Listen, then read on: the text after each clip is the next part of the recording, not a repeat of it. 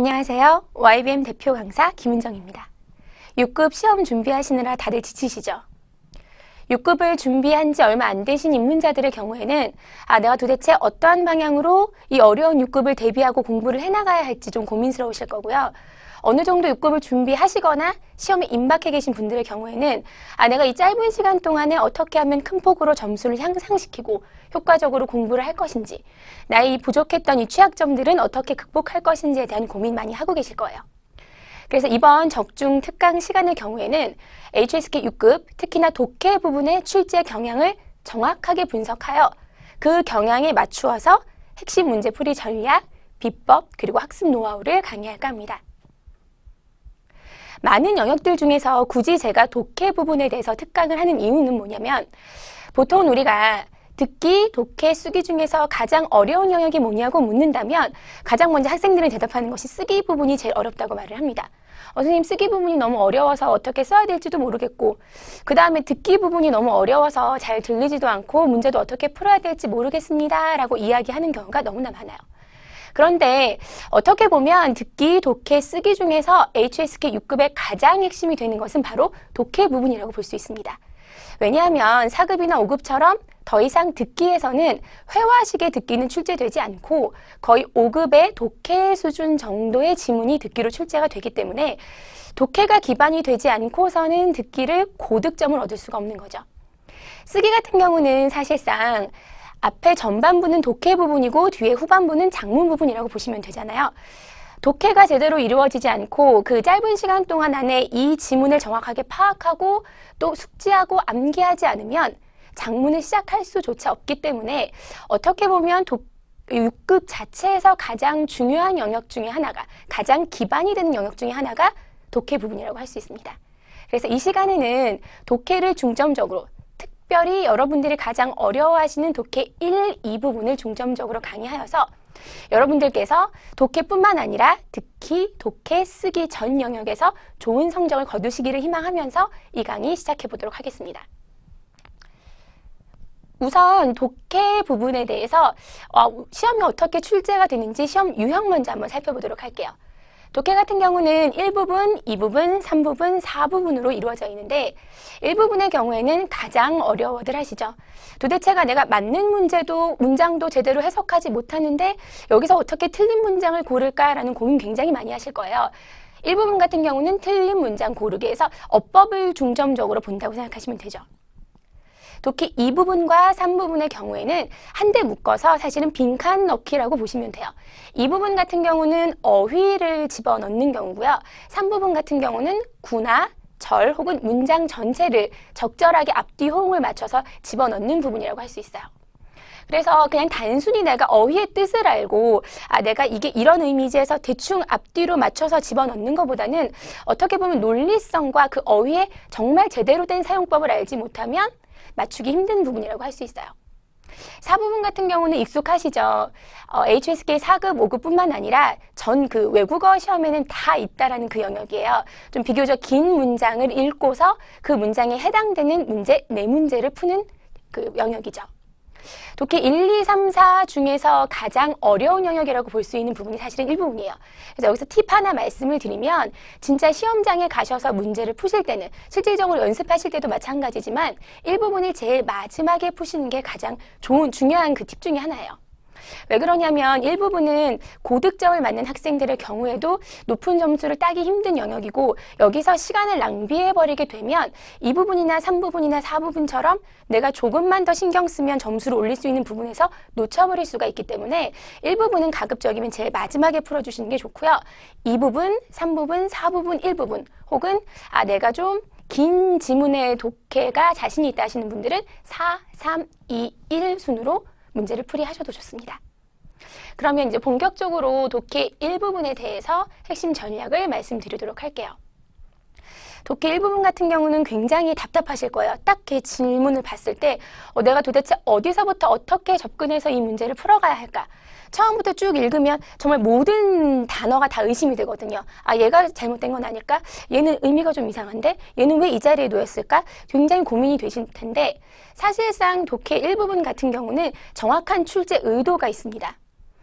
이게 그냥 단순히 그 어휘나 또 지엽적인 부분을 가지고 건드리는 것이 아니라 전체적인 문장 구조를 기반으로 해서 문제를 출제를 하기 때문에 이게 주어, 수어, 목적어의 중국어의 기본 문장 구조가 잘 갖춰져 있는지, 그리고 그 문장들이 유기적으로 논리적으로 잘 연계되어 있어서 이게 한편에 완성되어 있는 그런 논리성을 갖춘 문장인지 아닌지를 구분하는 것이 가장 핵심입니다. HSK 4급이나 5급에서는 뭐 보어, 받자문, 뭐 빼이자문, 그리고 아주 이렇게 좀 세세한 것들 위주로 독해 문제가 나왔다면, 문법 문제가 나왔다면, HSK 6급 같은 경우는 독해 전반적인 논리성을 가장 중시한다고 생각하시면 좋을 것 같아요. 그래서 독해의 기본은 사실은 문장 구조에서 시작을 하시는 게 기본 중의 기본입니다.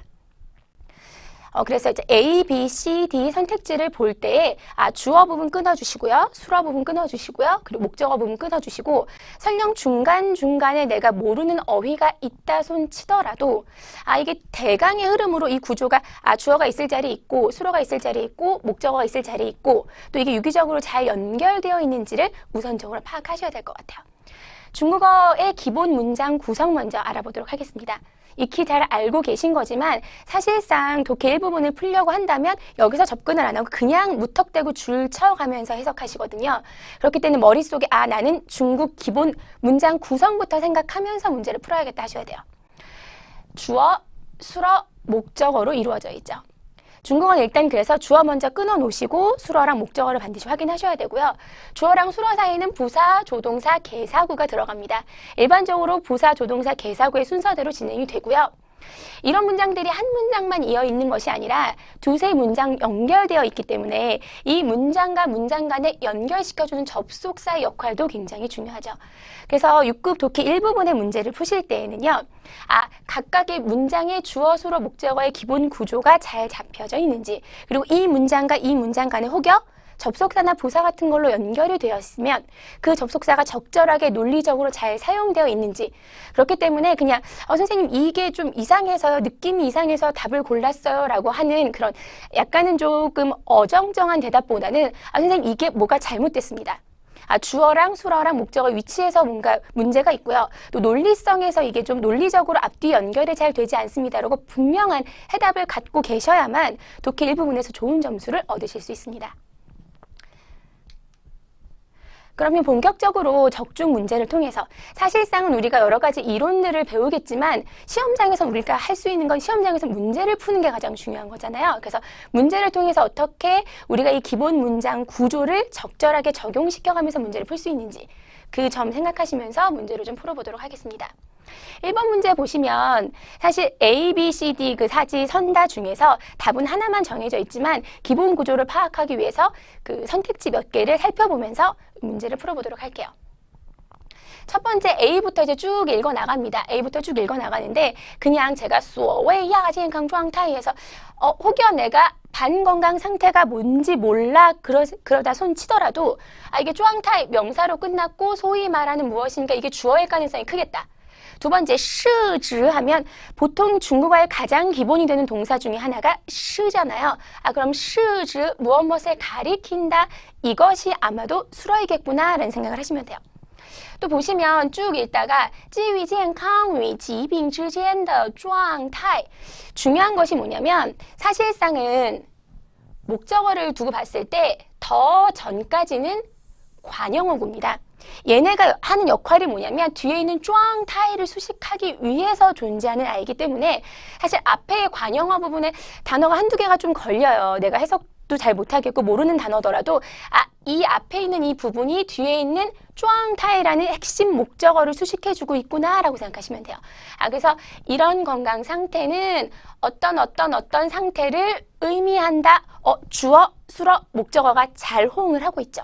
그럼 설령 이게 찌위처럼 중간에 개입되어 있는 건강과 질병 중간에 놓여 있는 상태다. 이렇게 디테일하게 해석하지 않아도 주어, 수어, 목적어 잘 갖춰져 있으니까 특히나 여기서 주의하실 점은요. 동사 시의 경우에는 반드시 명사형으로 목적어가 끝나야 합니다.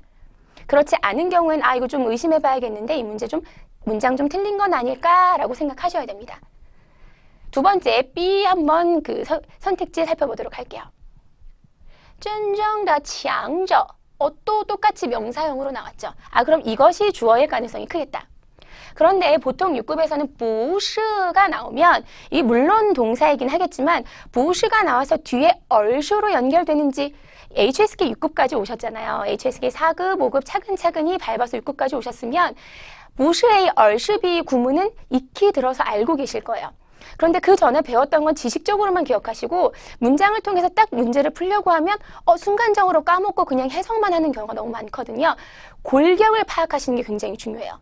중국어는 물론 단어들로 이루어져 있지만 핵심적으로 그 뼈대가 있기 때문에 뼈대를 통해서 논리가 연결이 되고 뼈대를 통해서 문장이 구성이 되기 때문에 여러분들이 보실 때 단어의 하나하나의 의미도 물론 중요하겠지만 주어가 뭐고 이것의 뼈대를 주고 있는 구문이나 접속사가 뭔지에 대해서 신경 쓰시는 게 굉장히 중요합니다.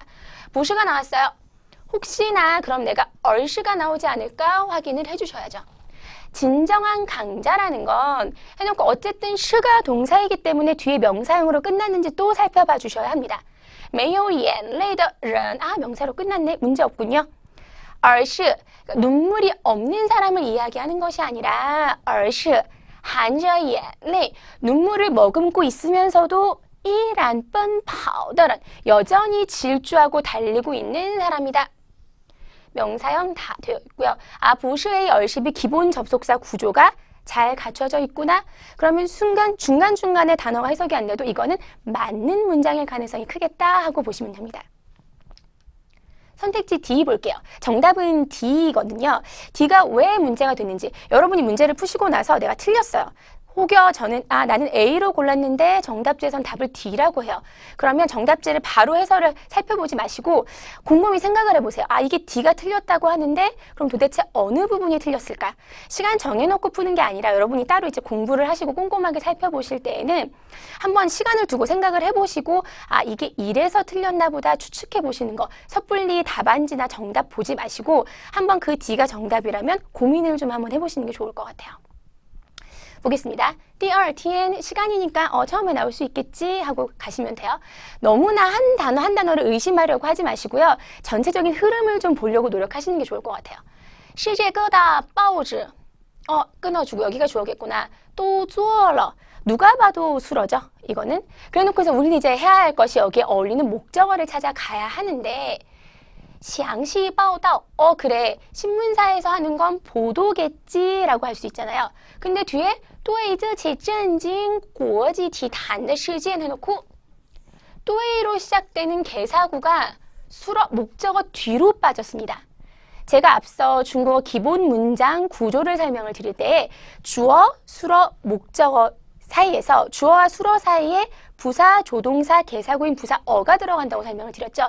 이 어순이 잘못되었으면 의심을 하셔야 됩니다. 일반적으로 내가 영화에 관심이 있으면 我对电影 하고 개사구를 먼저 쓰고 뒤에 수어感兴趣를 쓰잖아요. 마찬가지 논리입니다. 다른 예외적인 부분들도 물론 있겠지만 개사 对의 경우에는 对를 동반한 개사구는 반드시 수어 앞에 위치해야 하는데 이게 여기 왜 있을까? 그럼 이 개사구는 수어 앞으로 위치를 해줘야겠다라고 생각을 하셔야 되겠죠. 기본적인 문장 구조가 이토록 중요하구나. 중간중간에 내가 단어 한두 개, 쩐징 이런 거, 국제 그 스포츠계를 깜짝 놀래게 뒤집을 만한 이런 얘기를 해석을 못 하더라도 전체적인 주어, 수어, 목적어 기본 구조가 잘 갖춰져 있는지를 보시는 게 기본 중에 기본이라고 생각하셔야 될 것 같습니다. 독해 일부분 문제가 좀 쉽지는 않겠지만 하나하나 디테일하게 이제는 좀 핵심 전략을 조금 더 깊이 있게 들여다보도록 할게요. 주요 출제 유형을 장악하라. 수능 시험 볼 때도 사람들이, 선생님들이 많이 말씀을 하시죠. 출제 의도를 파악하고 출제자가 도대체 어떤 생각을 가지고 문제를 내는지를 파악한다면 오히려 조금 더 쉽게 공부를 하고 접근을 할 수가 있어요. 전략 하나 제대로 알고 있으면 똑같이 1시간을 들여도 그 전략대로 공부를 하면 다른 사람 2-3시간 공부하는 것보다 더 큰 효과를 얻을 수 있거든요. 주요 출제 유형을 장악하는 것만큼 중요한 것은 없습니다. 독해 일부분 되게 막연한데 보통 시험이 이렇게 나오니까 나도 이거 숙지하고 있다가 시험 볼 때 이 관점에서 봐야겠다 하면 조금 더 쉽게 접근을 하실 수가 있어요. 주요 출제 유형, 그래서 이 시간에는 주요 출제 유형을 크게 3가지로 살펴볼까 합니다. 첫 번째, 기본 문장 성분의 결여 및 잉여. 앞서 계속 말씀드렸죠. 기본 문장 성분 굉장히 중요하다고. 근데 기본적으로 이제 문제를 대할 때는 이렇게 성분을 나눠가는데 실질적으로 출제 유형이 이게 있어요. 그래서 기본적으로 있어야 될 것이 없거나 없어도 되는데 있거나 하는 결여나 잉여는요. 거의 매번 시험에 출제가 되기 때문에 연습을 해놓고 있으셔야 합니다. 물론 가장 기본적인 문장 구조는 주어, 수어, 목적어죠. 이 기본 틀을 해서 가장 많이 나오는 게 사실은 수어가 있어야 되는데 없는 경우가 굉장히 많이 나오고요. 목적어는 여기서는 하나만 있으면 되는데 목적어가 2개이거나 이런 식으로 나오는 경우가 굉장히 많기 때문에 가장 기본 시작은 또 주어, 수어, 목적어 나눠서 이것들이 다 자기 역할을 하며 제자리에 있는지 혹시 하나가 없는지 더 있는지에 대한 생각 하시는 게 중요할 것 같아요. 적중 문제 2번 문제 보시면서 좀 구체적으로 살펴보도록 하겠습니다. 2번 문제의 정답은 C입니다. 정답이 되는 지문 위주로 제가 지금 설명을 드릴 건데요. C의 경우에는 여러분들이 혹은 문제 푸시다가 틀렸으면요. 제 설명을 듣기 전에 잠깐 멈춰 놓으시고 도대체 C가 왜 그랬을까라는 고민은 해보시고 좀 접근을 하시는 게 좋을 것 같아요. 자, 기본 중에 기본, 주어, 수어, 목적어 찾아가면서 한번 답을 찾아보도록 하겠습니다. 리우방, 사람 이름이 나오잖아요. 근데 우리가 모든 중국에 있는 그 유명한 사람들의 이름을 다 아는 건 아니잖아요. 근데 성, 유씨성을 가지거나 조씨성 이런 그 특정 성들이 있잖아요. 그런 성들이 나오면 유방은 아마 다들 알고 계시겠지만 사람 이름일 수 있겠구나라는 생각을 하시는 게 좋아요. 여기서 그럼 주어, 정시, 시 동사가 나왔으니까 명사형으로 제대로 끝나고 있는지 그러니까 小流氓 하면 유랑민이거든요. 떠도는 사람을 이야기해요. 근데 이게 내가 정확하게 이 단어를 몰라도 명사처럼 보인다 치면 주어, 수어, 목적어가 잘 갖춰져 있구나 생각하셔야 됩니다. 근데 여기서 좀 기억해야 될 것은 끝까지 이 문장이 끝나기 전까지 별다른 주어가 새롭게 등장하지 않으면 이 전체의 문장의 주어는 리우방이에요. 그 주어가 끝까지 그 문장을 중간에 새로운 주어가 등장하면 상관이 없는데 처음부터 해서 계속 수어로 연결이 된다고 치면 이 주어를 끝까지 끌고 가는 수어나 목적어가 나오는지에 대한 생각을 갖고 가셔야 돼요. 유방은 이런 사람이다. 그쵸? 허울라이 훗날에 하고선 좀 시간이 흘러갔어요. 훗날에 농민치의领袖 이렇게 나옵니다. 근데 여기 농민 봉기, 이런 뜻을 펼친다라는 거는 어느 정도는 추론이 가능하시죠? 그런 지도자이다, 링쇼이다 라고 나왔어요. 근데 뭔가 이상해요. 훗날의 농민 봉기의 지도자. 그래놓고 쭈에호, 시간 순차적으로 설명을 하고 있구나. 원래 일찍이 뭐였는데 훗날 뭐가 되고 결과적으로 최후에는 뭐를 얻었다 이렇게 문장이 끝납니다. 동사 나오죠. 取得了政权, 정권을 장악하고 얻은 거죠. 근데 중요한 건 뭐냐면 첫 번째 주어가 유방이 계속 끌고 가는데 첫 번째 절에는 시라는 동사가 분명히 있었어요. 그리고 마지막에도 이어질 때 取得了라는 동사가 있었어요. 그런데 농민봉기의 지도자가 뭐 어쩌라는 거지? 라는 생각을 하셔야 돼요. 중요하게 이 부분에 지금 수어가 빠져있죠. 여기에 수어가 들어가야 되는데 수어가 없구나. 앞에 유방은 뭐였고 마지막으로 取得了 뭘 얻었다라고 하는데 중간에 이거에 해당하는 지도자에 해당하는 수어가 없습니다. 그러면 훗날에 농민봉기의 지도자가 뭐 되었다. 정외 이런 식으로 동사를 넣어주시면 되는 거죠. 설령 이 사이에 내가 어떤 동사가 들어갈지 몰라 손치더라도 여기에 지금 수어가 없네. 이 절이 한 주어를 가지고 끝까지 끌고 가는데 주어, 수어 해놓고 목적어, 수어, 목적어 끝까지 수어, 목적어로 이어지는데 이 부분에 수어가 없네요. 굉장히 자주 출제되는 유형의 문제이기 때문에 반드시 숙지하셔야 될 것 같습니다. 문장 성분의 결여, 가장 많이 나오는 것이 수어의 결여이기 때문에 머릿속에 집어넣으시고 문장을 보실 때 혹시나 있어야 될 수어가 없는지를 반드시 파악하셔야 될 것 같아요. 두 번째, 주요 출제 유형 두 번째를 좀 살펴볼게요. 접속사 사용의 오류. 제가 오늘 강의를 할 때 독해 부분에 좀 통일성을 가지고 지금 강의를 하고 있거든요. 처음부터 제가 기본 문장 구조와 접속사에 대한 강조는 좀 굉장히 열심히 했잖아요. 그래서 문장과 문장을 연결할 때 접속사의 오류는 반드시 시험에 나옵니다. 그래서 여러분이 보실 때 접속사가 들어간 문장들이 많잖아요. 접속사를 보실 때 내가 이게 잘 좀 정리가 되어 있는지 접속사가 제대로 사용이 되어 있는지는 반드시 확인을 하셔야 돼요. 근데 중요한 건 뭐냐면 4급이랑 5급의 경우에는 접속사의 호응 관계를 좀 중점적으로 봤어요.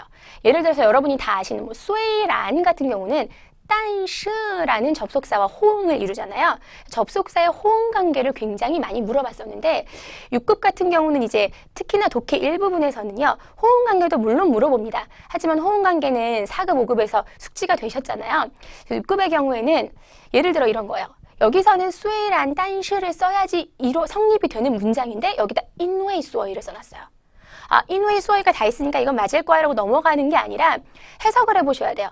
얘는 인과관계가 아니라 역접인데 왜 인과관계가 쓰였지? 혹은 반대로 이건 이건 인과관계인데 왜 역접으로 쓰였지? 논리성을 보셔야지 단순히 뭐 예전에 공부하던 식으로 얘랑 짝꿍 아니면 끝 이렇게 빨리빨리 답 골라야지 이런 식이 아니라요. 해석을 하셔야 돼요. 독해 영역이잖아요. 독해가 기본이 돼야 되는 거거든요. 설령 한두 개의 단어를 모르더라도 의미적으로 얘가 이래서 이렇게 됐대. 이랬지만 이렇게 됐대. 이게 그럼 이 문장에서 제대로 쓰인 것일까? 논리관계. 굉장히 중요합니다. 자세하게 그러면 이 논리관계를 가지고 여기에서 오류를 찾아내는 그 문제를 풀어보면서 우리가 정확하게 좀 적용을 시켜볼게요. 3번 문제의 정답은 D였습니다. 그럼 D가 도대체 어느 부분이 잘못되었을까 좀 고민을 해보시는 게 좋을 것 같죠? 처음부터 해석을 할게요. 해석을 할 때 물론 주어, 수로, 목적어를 찾아서 해석은 하지만 정말 이제 말로 설령 한두 개 단어를 모르더라도 얘가 이랬대. 그래서 저렇게 됐대. 논리관계를 정확하게 생각하시면서 해석해 볼게요. 狮子 일단 주어 나옵니다. 주어는 사자죠. 每天要睡 그럼 얘는 이제 사자가 주어이고 睡 조동사 다음에 나온 동사 睡가 수어구나. 그럼 사자가 잔다는 이야기를 하고 있네요. 20시간 정도 잔대요. 하루에. 꽤 많이 자는 거죠. 20시간 정도 잔대요. 그래놓고 접속사가 나왔죠. 접속사 반드시 머릿속으로 그 뜻을 생각하시고 논리가 잘 넘어가고 있는지 연결이 되고 있는지 보셔야 돼요.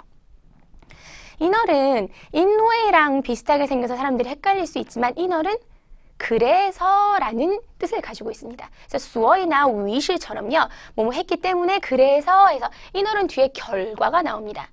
얘는 20시간을 자야 돼요. 그 결과 어떻게 된다라는 이야기가 나와야 되죠. 근데 타자 보시 리에우 그러니까 음식을 먹으려고 사냥감을 잡잖아요. 이렇게 잡을 때 호에 뭐뭐 합니다. 샤오하오 동사죠. 샤오하오 소모를 한대요. 목적어는요. 대량의 엄청난 체력을 소모하는구나. 상식적으로 생각을 해볼 때 20시간을 잤기 때문에 체력을 소모하는 걸까요? 아니면 체력을 소모했기 때문에 20시간을 자야 하는 걸까요? 그죠?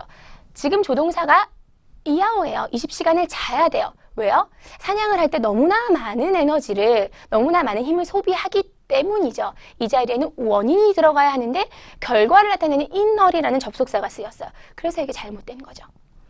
굉장히 중요한 얘기하고 있습니다. 인얼 뒤에는요. 결과가 들어가야 하는데 여기에서는 원인이 들어갔다. 논리성에 결여요. 그냥 해석을 하지 않고 쭉쭉쭉 훑어보면 인얼 그래 뭐 그래서라는 뜻을 가진 접속사니까 하고 넘어갈 수 있는데요. 그래서 반드시 논리적으로 해석을 해보셔야 해요. 가령 이제 문제들 중에서 해석이 정말 안 되는 문학작품에서 가지고 온 문장들이 있어요. 비유적인 것도 너무나 많고 묘사성 글도 너무나 많은데 그럴 경우에도 역시 주어, 수어, 목적어 찾으시고요. 단어 해석 안 되는 건 그냥 좀 비워두세요. 오히려 좀 명확하게 해석이 될 수 있는 문제에서 오류가 발생할 가능성이 더 크다는 점 기억하시면서 문제 보시면 좋을 것 같아요. 독해 부분 마지막 전략 말씀드릴게요. 그 핵심 전략의 출제 유형 중에 마지막 유형은 수어와 목적어의 호응 관계입니다. 핵심 중에 핵심이죠. HSK 4급, 5급, 6급을 넘어오면서 가장 중요한 문법적인 핵심을 이야기하라면 사실은 수어 목적어예요.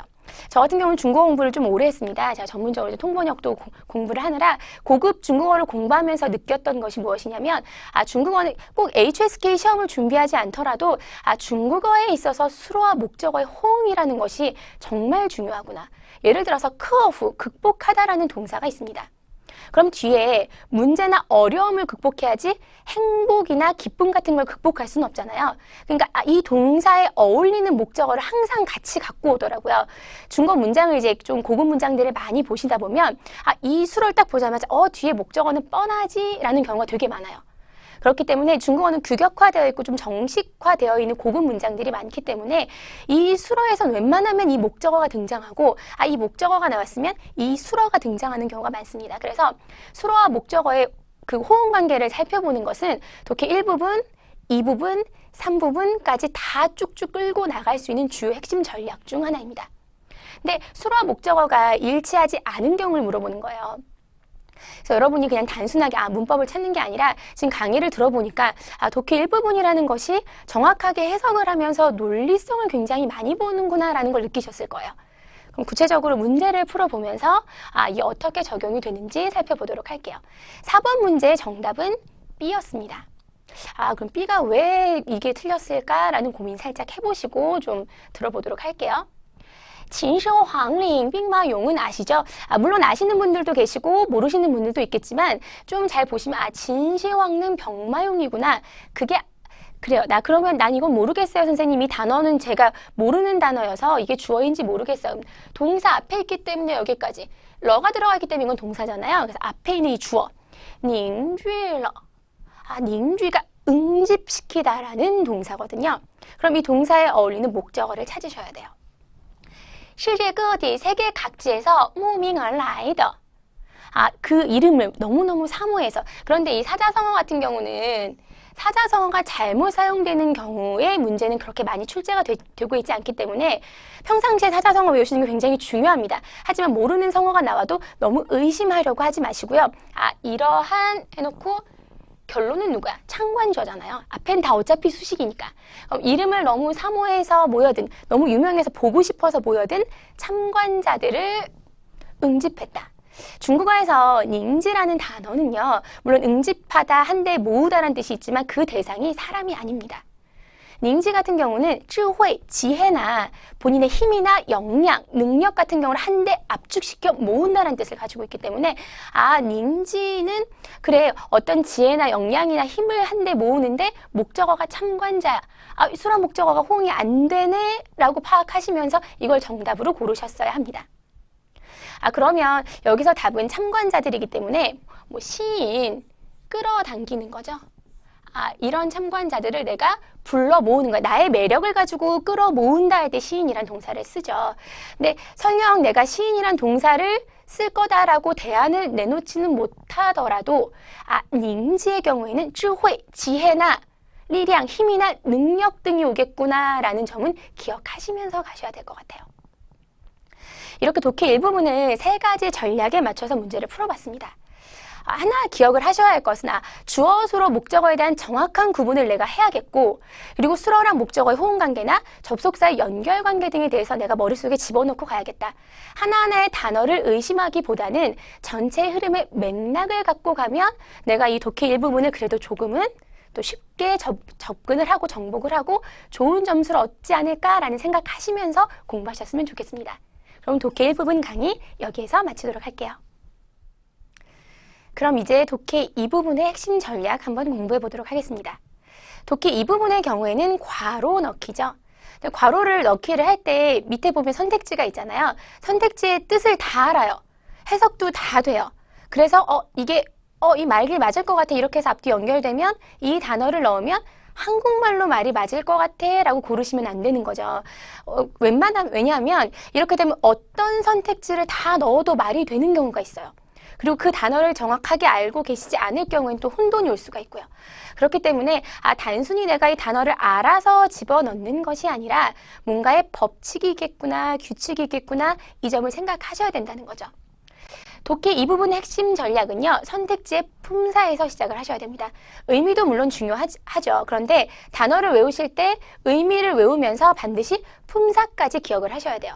왜 그러냐면 명사, 동사, 형용사, 부사 각각의 품사가 문장에서 하는 역할이 있거든요. 근데 그 역할을 그 자리에서 제대로 하고 있는지를 물어보는 경우가 굉장히 많기 때문에 단어를 외울 때 반드시 품사를 먼저 기억을 하셔야 되고요. 또 독해 이 부분을 푸실 때도요. 보기에 있는 선택지에 있는 이 품사들이 뭔지 그 품사에서 접근하셔서 위치를 보시고 호응관계를 보시는 게 좋을 것 같아요. 독해 이 부분의 출제 품사, 핵심 품사들이죠. 꼭 이 아이들만 나오는 것이 아니라 개사나 기타 등등의 다른 품사들도 충분히 나올 수 있지만 핵심 품사들 먼저 살펴보도록 할게요. 동사, 명사, 접속사는 출제가 됩니다. 동사, 명사, 접속사의 경우에는요, 의미도 물론 중요하지만 호응이 있어요. 얘네들의 짝꿍이 있는 거죠. 그래서 동사 같은 경우는 수어로 많이 쓰이고 명사 같은 경우는 목적어로 많이 쓰이기 때문에 이 수어랑 목적어의 호응 관계를 보시는 게 중요하고요. 접속사도 앞서 말씀드렸다시피 호응을 합니다. 독해 1부분, 2부분, 3부분까지는요. 같은 맥으로 이어지고 있기 때문에 이 맥만 잘 잡으시면 한 영역뿐만 아니라 두세 영역이 같이 해결이 됩니다.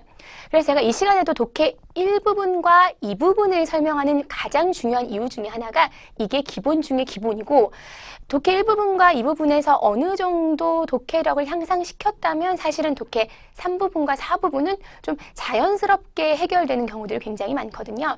그 점 기억을 하셨으면 좋겠어요. 그리고 이제 많이 나오는 품사가 형용사, 부사, 성어입니다. 제가 근데 이렇게 굳이 두 부분으로 나눈 것은 무엇 때문이냐면 동사랑 명사랑 접속사가 나왔을 경우에는 호응 관계를 살펴보시고요. 형용사랑 부사랑 성어가 나왔을 경우에는 의미적으로 이 단어의 의미가 뭐지 하고 의미적으로 접근을 하시라고 이 두 품사를 나눠 놓고선 전략을 따로 설명을 드리는 거예요. 특히나 여기서 주의해야 할 것이 사실 성어입니다. 왜냐하면 다른 문장 품사들 같은 경우는 여러분들께서 이때까지 계속 많이 배우셨잖아요. 외우셨고. 근데 5급까지는 성어의 출제 빈도가 그렇게 높지 않았습니다.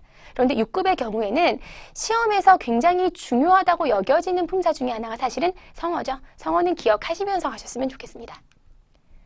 그러면 여기서 앞서 독해 1부분과 마찬가지로 주어, 출제, 유형을 파악하고서 접근해 보도록 할게요. 동사, 명사, 접속사는 호응 관계에 유의하셔야 돼요. 그래서 호응 관계는 또 기본 중에 기본이라고 아까 말씀을 드렸죠. 그래서 수어랑 목적어의 위치에서 이 수어가 이 목적어랑 잘 어울리는지, 이 접속사가 이 부사나 또 다른 접속사와 잘 어울리는지는 앞서 독해 1부분에서 이미 충분히 말씀을 드렸습니다. 여기서 참고하셔야 될 점이 하나 있는 게 품사의 혼동을 좀 주의하셨으면 좋겠어요. 왜 그러냐면 이 동사, 명사, 접속사 부분에서 접속사는 좀 제외하더라도 동사 같은 경우는 굉장히 혼돈의 여지를 많이 줄 수 있는 품사거든요. 왜냐하면 명사랑도 헷갈릴 수 있고 또 형용사랑도 헷갈릴 수 있기 때문이죠. 그런데 굉장히 많은 단어들이 동사랑 명사의 뜻을 같이 갖고 있어요. 그래서 외우실 때 동사의 뜻만 갖고 있는 단어들을 따로 좀 분리해서 외우시는 게 좋을 것 같고요. 형용사랑 동사는 헷갈리기 굉장히 쉽습니다. 아직도 선생님 동사가 뭐고 형용사가 뭐죠? 라고 물어보시는 분들 많아요. 내가 밥을 먹는다, 공부를 한다, 생각을 한다. 이 주체가 무엇인가 주동적으로 혹은 피동적으로라도 뭔가를 한다 하면 그것이 동사죠. 근데 형용사는요, 묘사를 해주고 있어요. 예쁘다, 크다, 작다 이런 식으로 묘사를 하고 있는, 형용을 하고 있는 거죠. 그래서 형용사라고 해요. 근데 선생님 의미는 알겠는데 그럼 왜 굳이 동사랑 형용사를 구분을 해야 하는 걸까요? 라고 물어본다면 이것도 HSK 4급, 5급을 계속 같이 연결돼서 나오는 그 문법인데요. 동사의 경우에는 목적어를 받습니다. 내가 밥을 먹는다. 근데 형용사의 경우에는 그녀는 예쁘다 혹은 예쁜 그녀 해서 목적어를 받지 않고 수로로 끝나거나 뒤에 명사를 수식해주거나 수식의 역할을 하지 이게 목적어를 받지는 않거든요. 그렇기 때문에 동사랑 형용사랑을 정확하게 구분을 해야만 그 위치에서도 그렇고 논리적으로도 제대로 정확하게 문장을 파악할 수가 있습니다. 그러면 적중 문제를 보시면서 정확하게 어떻게 이런 품사들과 전략들이 적용이 되는지 한번 살펴보도록 할게요. 먼저 보기를 보시는 게 좋아요. 아주 꼼꼼하게 보실 필요는 없고요. 보기를 좀 훑어보면 관시, 리엔시, 이게 동사인지 명사인지 두 번째 라인은 거의 명사로 나오고 있고 세 번째 라인의 경우에는 형용사도 있는 것 같고 동사도 있는 것 같네. 품사를 좀 신경을 써서 보셨으면 좋겠어요. 꼼꼼하게 그 의미 파악을 하실 필요까지는 없고요. 그러면 그럼 내가 이런 동사 혹은 명사나 형용사라는 그 품사적 관점에서 이 문제를 봐야겠다라고 생각하시면 돼요. 첫 번째 봅시다. 어렵네요. 첫 번째부터 해석을 하려고 하니까 좀 이게 무슨 얘기지 하고 좀 적응이 안 되는 경우들이 되게 많아요. 그럴 때 여러분이 기억하셔야 될 것 주어, 수로, 목적어를 찾으시는 겁니다. 주어, 수로, 목적어 찾는 연습은 정말 많이 하셔도 하나의 손해가 없습니다. 주어, 수로, 목적어 찾아가면서 보도록 할게요. 植物进化室内环境 해놓고 위가 보입니다. 위는 이제 골격이죠. 얘와 얘는 해놓고 동사가 여우네요. 그러면 실내 환경, 식물이 실내 환경을 정화시키는 것과 이것이 주어네요. 植物的叶面大小 이제 개사구로 분류는 되지만 품사는 뭐 여기서는 괜찮고요. 식물의 잎의 크기죠. 크기가 해놓고 동사가 요가 왔어요. 그럼 이 자리에는 당연히 뭐가 올까요? 목적어가 와야 되죠. 뭐를 가지고 있다. 얘와 얘는 이 주어와 이 개사구 이 두 개의 성분은 무엇을 가지고 있다. 요에 어울리는 목적어를 찾으셔야 됩니다. 관시 뭐죠? 관계죠. 명사예요. 얘와 얘는 A와 B는 관계가 있다. 괜찮네요. 리엔시 연락을 하다 혹은 관계도 해당이 되고요. 연락을 하다라는 뜻으로 많이 알고 계시죠.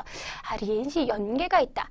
특히나 뭐 크게 두드러지게 틀린 것 같진 않아요. 시한관 상관이 있다. 근데 기억을 하셔야 될 게 A와 B가 상관이 있다 할 때 요 시한관을 쓰기도 하고요. 그냥 시한관 쓰기도 해요. 서로 관계가 있다. 모르겠어. A가 가장 유력하긴 하지만 B, C도 크게 아니라고 하기에는 좀 헷갈리는데 이런 마인드로 푸실 거예요. 저기 시험장에서 문제를 푸실 때. 근데 D 보시면 요관이 무슨 뜻이죠? 관계가 있다라는 뜻인데 이미 요라는 동사를 가지고 지금 관계가 있다라고 이야기를 하고 있어요. 불필요하죠. 버젓이 요라는 동사가 있는데 굳이 목적어 부분에서 요관을 쓸 필요가 없죠. A가 정답일 가능성이 크다는 걸 여기서 알고 있지만 가장 중요한 건 D는 절대 아니겠다. 뒤에 거 읽어볼 필요도 없이 요관이니까 절대 안 돼. 이렇게 그어나가셔야 되는 거죠. 所以 그래서 植物的高矮 关径的大小 근데 이제 뚠하오를 보셔야 돼요. 여기서는요. 문장을 끊지 말고 계속 나열시켜 가셔야 돼요. 이제 명사를 나열시킬 때 보통 많이 사용하는 문장 부호가 뚠하오죠. 그래서 식물의 높이나 그리고 그 꽃잎의 크기 등 그리고 녹색 잎의 표면적까지가 주어네요. 수로 찾으셔야 됩니다. 会影响 영향을 미칩니다. 뭐에? 정화, 뭐에 영향을 끼친다. 여기도 이제 목적어가 들어가겠죠. 근데 앞뒤 맥락을 보셔야 돼요. 정화하면 샤오구어는 효과고요. 지혜구어는 결과고요. 허우구어는 부정적인 결과, 쪼용은 작용입니다. 명사가 물론 이제 호응관계나 이런 것도 보시겠지만 의미도 알 수 있는 거는 파악할 수 있는 것들은 파악을 하셔야죠. 보시면 절대 안 되는 게 눈에 딱 들어오셔야 돼요. 허우구어 같은 경우는 사전적 의미는 결과입니다. 하지만 긍정적인 결과는 절대 쓸 수가 없습니다. 중국인들이 허우구어라는 단어 자체는 부정적인 결과에만 사용한다고 규정을 해놓고 있기 때문에 허우구어는 부정적인 결과에 써야지라는 걸 머릿속에 집어넣고 계셔야 돼요. 찡화는 정화잖아요. 정화는 좋은 작용인데 어떻게 허우구어를 쓸 수 있겠습니까? 그래서 얘도 절대 아니야. 이런 식으로 하나하나 그어 나가셔야 되는 거죠. 마지막 빈칸 볼게요. 계속 이어지는 문제입니다. 일반情况下 일반적인 상황에서 10평방미터 정도의 방 안에서 이게 주어져. 둡니다. 뭘 둬요? 두 개의 화분 1.5m 높이에 있는 그런 화분들을 놓는 것이 비지아오. 비지아오가 뜻이 뭡니까? 비교하다라는 동사나 비교라는 명사로 사용되는 경우도 많지만 사실상 비지아오는 HSK 4급 5급을 거쳐 오시면서 기본적으로 비교적 뭐뭐하다라는 정도부사로 배우셨을 거예요. 쉽게 설명드리면 很真非常처럼요. 매우 예뻐, 너무 예뻐, 예쁜 편이야, 별로 예쁘지 않아. 그 예쁘다라는 말의 정도를 규정해주는 부사인 거죠. 그러니까 형용사의 정도를 규정해주는 부사를 정도부사라고 하는데 비지아오는 이렇게 어떤 그 성분 앞에 쓰였을 경우에는 형용사를 수식해주는 정도부사일 가능성이 굉장히 큽니다. 그럼 비지아오 뒤에는 형용사가 들어갈 건데 근데 合适, 合理, 正常, 适合를 해석을 해보면 合适 같은 경우는 적절하다, 알맞다라는 뜻이 되고요. 合理 같은 경우는 논리적으로 합리적이다라는 뜻이 되는 거고요. 正常 같은 경우 정상적이다라는 뜻이 돼요. 얘는 다 형용사예요. 근데 이제 适合를 살펴보시면 适合 같은 경우는 적합하다, 어울리다, 맞다라고 쓰이는데 사전적으로는 合适랑 适合는 구분하기가 너무 어렵죠. 의미상으로는 비슷하기 때문에. 근데 얘도 4급이랑 5급에서부터 계속 오던 문법이었어요. 适合랑 合适의 가장 큰 차이점은 合适는 형용사였고 适合는 동사였다는 것이죠. 예를 들어 크기가 잘 맞아. 大小很合适. 그런데 适合는요. A가 be에 어울려 반드시 목적어를 동반해야 하는 동사입니다. 그럼 여기는 비자오 뒤에는 형용사가 올 가능성이 큰데 동사가 들어가 있네. 그러면 지도 아니겠네 라고 추정이 가능한 거죠. 정답이 그래서 A. 밀접한 관계, 그리고 정화, 효과, 그리고 이것이 굉장히 적절하다, 비교적 적절한 편이다. 다 호응이 딱딱 맞아 떨어지죠. 이 문제의 핵심 포인트는요, 물론 이제 의미적으로 접근하시는 부분도 있었지만 가장 중요한 것이 이 명사나 동사나 형용사가 자기 역할을 잘 하고 있는지, 특히나 품사 혼동하지 않는 게 중요했구나라는 생각하셨으면 좋겠습니다. 두 번째 문제도 살펴보도록 할게요. 이제 동사, 명사, 접속사에 대한 문제들을 살펴보고 있는데요. 보시면 이제 온천으로 시작을 합니다. 온천, 주어죠. 온천은 땅 밑에서 자연적으로 솟아오는 물, 괄호가 없기 때문에 조금 빠른 속도로 독해를 하시면서 가시면 좋죠. 주어, 수러, 목적어. 그 물의 온도는 까우유, A가 B보다 높다라는 뜻이 되죠. 설령 이 지금 첫 번째 괄호를 풀기 위해서 필요한 부분이 아니더라도 주어, 수러, 목적어는 끝까지 맥을 가지고 가셔야 돼요. 땅디, 현지, 니엔과 치원 사이에 괄호가 쳐져 있죠. 그러면 니엔과 치원 사이에 연결시켜주는 말이 있을까라는 생각을 하셔야 돼요. 그러면 연 무슨 온도가 5도 이상이라고 이야기하고 있죠. 주인민 같은 경우는 고르다, 골고루 분포했다, 고르다라는 뜻이 되고요. 빙준 같은 경우는 평균이죠. 평균 온도. 이 문제는 그 지문의 내용에 비해서 비교적 쉬운 문제였어요. 문제가 10문제가 출제가 되는데 그중에서 여러분이 이건 정말 쉽게 나왔네 라는 문제가 한두 문제 혹은 많게는 두세 문제까지 출제가 되거든요. 그래서 이거 같은 경우는 연평균 말고는 다른 대안이 없습니다. 평행하게 쭉 평행하게 간다. 빙흥, 균형을 이룬다. 이게 연균형 기온, 연평행 기온 안 쓰잖아요. 연평균 기온. 누가 봐도 B가 답이에요.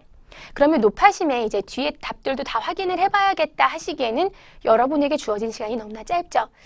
굉장히 중요한 얘기 중에 하나인 것이 독해를 50문제를 50분 동안 푸셔야 돼요. 이렇게 여유 있게 하나하나 잘 맞춰서 풀면, 조금 공부를 하시면, 시간을 여유 있게 주면 문제를 잘 풀어나갈 수가 있는데 제한된 시간 동안에 정해진 문제를 풀어야 되기 때문에 속도를 내주시는 게 좋아요. 누가 봐도 이게 답일 수밖에 없는 경우에는 여기까지 문제를 푸시고 깔끔하게 다음 문제로 넘어가시는 것도 하나의 방법일 수가 있습니다. 그래도 특강 시간이기 때문에 구체적으로 문제를 조금 더 심도 있게 살펴보도록 할게요. 形成温泉一般要, 그죠? 온천을 형성하는 데는 일반적으로 야오 하죠. 야오 뒤에 비어있는 부분은 동사, 수러가 들어가야 해요. 계속 말씀드렸습니다. 수러의 짝꿍은 목적어입니다. 수러를 찾으면 본능적으로 여러분은 쭉쭉 목적어를 찾아가셔야 돼요. 그럼 읽어요.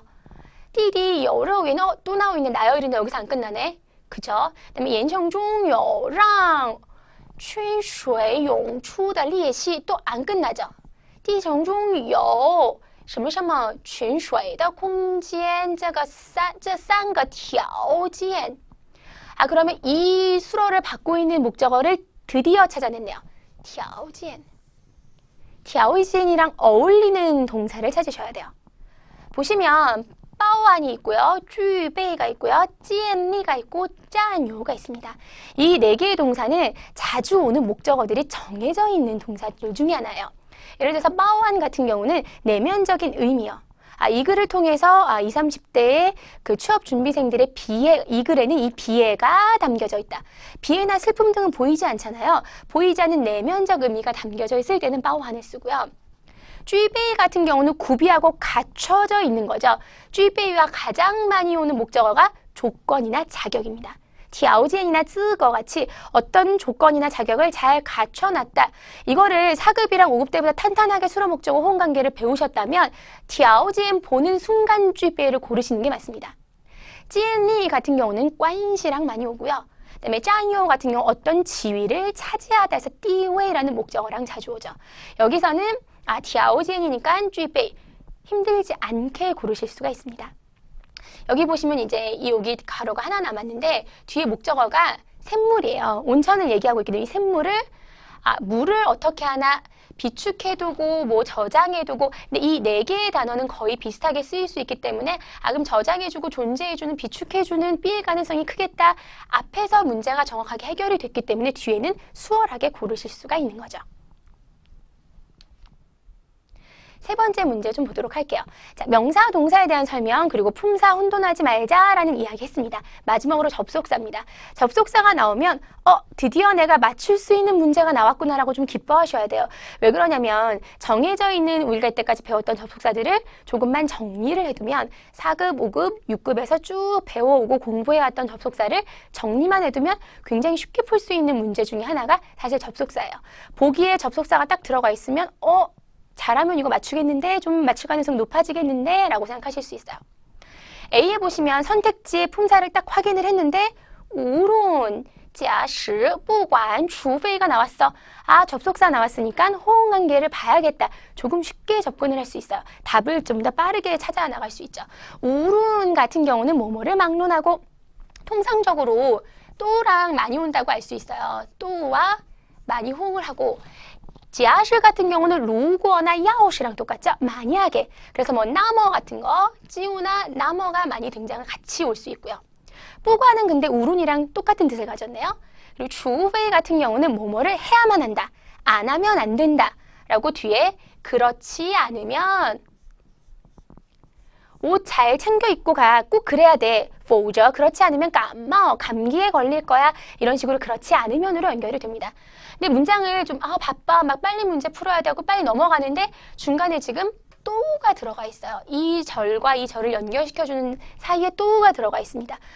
그러면 우론 아니면 不管일 가능성이 크네. 접속사가 나왔을 경우는 그럼 둘 중에 하나를 답을 고르면 되겠다 해서 답을 고르는 시간이나 이런 걸 조금 더 단축시킬 수 있다는 거죠. 접속사가 나오면 내가 조금 더 문제를 빨리 풀 수 있겠구나라는 생각하셨으면 좋겠습니다. 이렇게 지금 독해 이 부분을 풀어나가는 과정에서 명사와 동사와 접속사에 대한 설명을 드렸는데요. 이 각각의 의미를 파악하는 것도 중요하고 품사 혼동하지 말고 호응관계 신경 써야겠다. 이 점 생각하셨으면 좋겠습니다. 그럼 이어서 주요 출제 유형 중에서 이제 형용사, 부사, 성어에 대한 유형을 좀 살펴보도록 할게요. 이 세 가지 품사의 경우에는 의미를 파악하는 것이 굉장히 중요합니다. 이 형용사, 이 부사, 그리고 이 성어는 어떤 의미를 가졌을까 생각해 보셨으면 좋겠어요. 바로 문제에 들어갈게요. 보면은 지금 A, B, C, D 선택지를 보면 형용사, 성어도 눈에 띄네요. 그래서 형용사나 성어를 내가 조금 신경 써서 봐야겠다라는 생각하셨으면 좋겠습니다. 바로 들어갑니다. 眼见为实 네 글자가 나왔어요. 성어일 수도 있겠지만 의미를 잘 모르면 그런데 글자를 잘 보면 이런 압축적인 그 네 글자짜리 성어들은요. 글자의 의미만 파악해도 대충 내용을 알 수 있어요. 눈으로 보는 것이 진짜다. 我们通常只相信自己什么什么所见的 그죠? 수어는 보통 수어를 강조하는데 보는으로 연결이 되죠.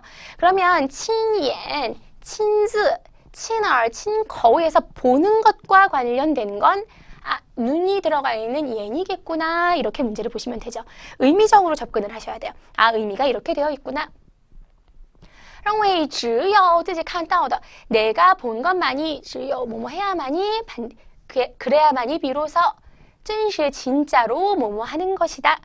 真实도요. 앞서 말했던 비자오랑 똑같이 부사입니다. 정도를 나타내주는 거죠. 정말로, 진짜로. 그래서 형용사를 수식시켜줄 가능성이 굉장히 높은 품사입니다. 真实. 그럼 이 자리에는 형용사가 와야 돼. 可靠, 依赖, 신은 可, 신을 살펴보도록 할게요. 可靠 같은 경우는 믿음직스럽다, 믿을만하다라는 뜻이 되고요.依赖 같은 경우는 내가 의지하고 기대다라는 뜻이 되고요. 신은 그야말로 믿고 신임하는 거죠.